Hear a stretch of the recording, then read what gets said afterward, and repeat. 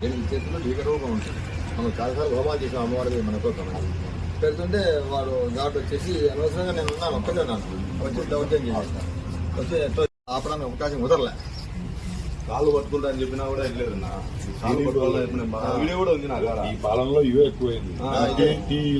పడగొట్టలే వాళ్ళు చెప్పినారు మీరు కడతారా కాళ్ళు పట్టుకుంటా నేను బాబు నాయన కాళ్ళు పట్టుకోవాలని చెప్పాను స్వామి. అందులో సదాయకనే రాత్రి గంట తెల్లవారి మనం అన్నతో మాట్లాడితే చేస్తాం మార్గం అనుకున్నాం. ఇప్పుడు మళ్ళీ బాధపడి సస్పెండ్ అవుతున్నా స్వామి మీరు నాకు క్షమాపణ ఏం క్షమాపణ ఇంత నష్టం డ్యామేజ్ జరిగిన తర్వాత అవకాశమే లేదు మాట్లాడేది. వారాహి ఎవరు రావడం ఇదొక దీనికోసమే స్టార్ట్ చేయారు. ప్రత్యంగిర అమ్మవారు 17 విగ్రహం మొత్తం లోపల ఈ ప్రత్యంగిర 2 వర్గాల్లో హోమాలు చేస్తుంటారు. చాలా దక్షిణంగా ప్రత్యంగిర అమ్మ అన్నకి మెసేజ్ పెట్టినా మొత్తం చెప్తుంటాను ఆయనతో. వాటికి చాలా అంటే మనం వశీకరణ కానీ జనాకర్షణ కానీ గెలుపు కానీ రకరకాల ఉపయోగపడుతుంది. చెన్నైలో ఎక్కువ చేస్తారు, తమిళనాడు అంతా 2 వర్గాలు హోమం చేస్తాం. ఇది మధ్యలో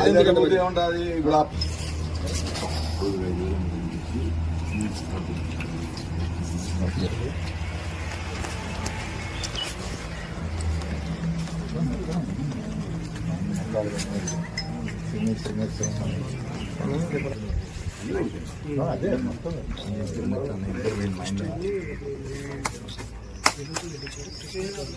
కాంపౌండ్లోనే లోపల కొత్త కట్టడం బయట కాదు.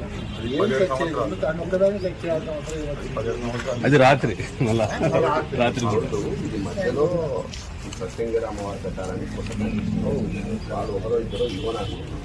కొత్తది కట్టవచ్చు. నేను చెప్పినా కూడా అప్పుడు కడుతున్నారు. అది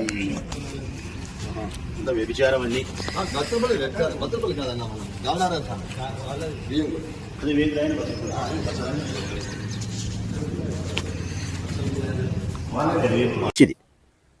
కానీ ఆయన పేద బ్రాహ్మణుడైనప్పటికీ మీ కాళ్ళు నేను ముక్కుతానయ్యా అధికారులారా, ఒక్కరోజు ఆగి నిదానంగా మేము చెప్పే మాటలు వినండి అని చెప్పితే కూడా పట్టించుకోకుండా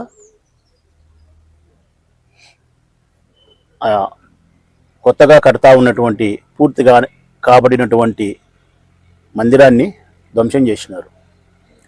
దాన్ని ధ్వంసం చేయడమే కాకుండా ఆ పక్కనండి నవగ్రహాల మండపాన్ని కూడా పూర్తి రాళ్ళుబడి నవగ్రహాలన్నీ కూడా విరిగిపోయినాయి. హిందువులమైనటువంటి మనందరం కూడా నవగ్రహ పూజను ఎంతో ప్రతిష్టాత్మకంగా ఎంతో నమ్మకంగా చేస్తాం. గ్రహాల అనుకూలత కోసం మనకి ఏదన్నా అరిష్టం కలుగుతూ ఉన్నా, పీడ కలుగుతూ ఉన్నా, కష్టము నష్టము మానసిక వేదన దుఃఖము భయము కలిగినప్పుడు నవగ్రహాల పూజ ద్వారా వాటి నుంచి ఉపశమనం కలగడానికి చేస్తాం. నాశనం చేసినారు. విచిత్రం ఏంటంటే ఈ ఆలయం కట్టి 17 సంవత్సరాలైంది. 17 సంవత్సరాలైంది. ఇది నానానికి ఒకవైపు ప్రజలారా, తెలుగుదేశం పార్టీ అధికారంలో ఉండగా చంద్రబాబు నాయుడు గారి నేతృత్వంలో హిందువుల యొక్క దేవాలయాలకు ఉండబడిన భద్రత, హిందువుల యొక్క ధర్మానికి సంబంధించిన ఆయన ఇచ్చే గౌరవం, ఈడ ఒకచోటే కాదు, తిరుపతి లడ్డు జంతువుల కొవ్వుతో కలిసి అపవిత్రమైందని చెప్పి ప్రపంచవ్యాప్తంగా దుష్ప్రచారాన్ని చేసి పాపాన్ని మూటగట్టుకున్నటువంటి వ్యక్తి చంద్రబాబు నాయుడు.